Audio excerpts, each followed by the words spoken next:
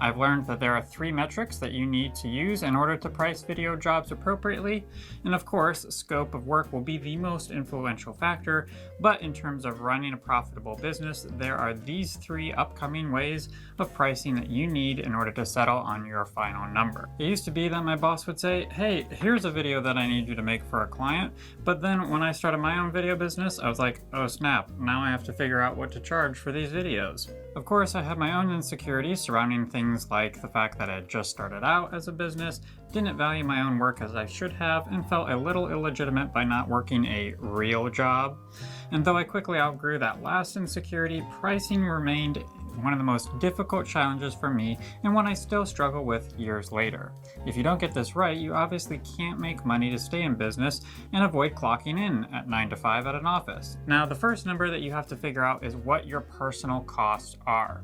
It never makes sense to price a project and lose money. Most obviously, there is the cost of your gear. Any gear that you rent is a cost that you incur and you need to recoup. Even if you own your own gear though, you need to price out the expense of this job as if you rented it. You invested money into your equipment.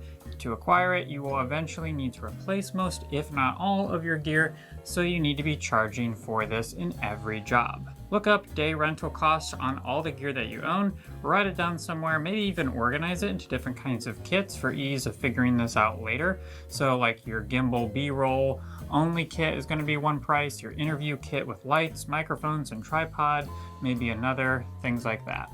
Next, you need to figure out the cost per person on set. Even if you are a one-man band, you still need to be charging for what it would cost you to hire a cinematographer. Figure out a half-day and a full-day rate. You can also factor in travel costs, food, insurance, permits, things like that if it's appropriate. Next, you have post-production costs. This may be a little more arbitrary, but you have computer and software that you've invested in that you'll need to take that price and divide by the total number of jobs you anticipate on doing in a year, and then also estimate the number of hours that you think it will take to edit the video, including revisions, exporting, and uploading. Add at least 20% more time to your guess because you're probably more optimistic than you think, and then look up the average hourly rate for an editor. Basically, all these numbers come down to multiplying with each other and figuring out what your post-production costs are. Now you need to add a percentage of your total production and post-production costs to cover your taxes, your miscellaneous business expenses like time spent networking, costs for networking, marketing, invoicing, insurance, things like that. Now you have all of the costs that you will incur for the job, but you're not done yet, because to survive and be successful as a business, you need to be making profit. Take the total number that you have figured out, add your profit margin that you want or need in order to make a living off of it, or just make it worth your while owning your own business instead of being an employee someplace else. So now you know your personal costs for this project, but that is only one of the 3 metrics that you need in order to price your video appropriately. The second cost is, or not cost, but metric is competition.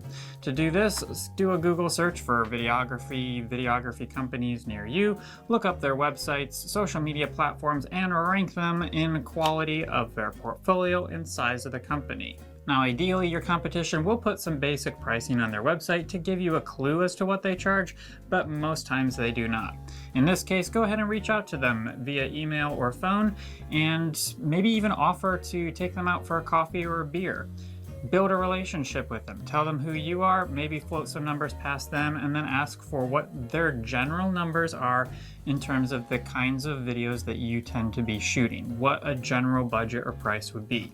Now put their number next to their company on your ranking list, and you need to be charging more than the companies that are less quality or smaller than you, less than the companies that are better quality or bigger than you, and comparable to those at your level. Now you have 2 of the 3 metrics that you need, and our last metric is value of the video to the client. And honestly, this is probably the hardest metric to figure out. Obviously, a year in review video to be shown at a company party will be worth less than a promo video used to sell their primary product or service, or a safety training video that's going to reduce accidents on the job site and workman's comp expenses. So identify the kind of video that you're making and what this video would do for your customer. If your client is going to make $500,000 selling a product, they will never pay $500,000 for a video because at best they would break even. But $10,000 is only 5% of their sales, and if you nurture the relationship well enough to grow trust, likability, demonstrate a competent understanding of their needs, their goals, their business model, they may very well feel better about paying you $10K than your competition $6. Try to land somewhere in the middle of these three numbers, but never send your client one number for price for their video. If you want to know how to take this information that we've covered here and present it in a way that will not only sell, but sell at a higher price, then you need to watch my video on how to present video prices to clients. So be sure to watch that right away. Thank you so much for watching this much. If you want to suggest videos for me to make that would be helpful to you, then head over to Patreon and join my pack. The rest of you, I hope this helps you make your business more profitable. Keep killing it out there.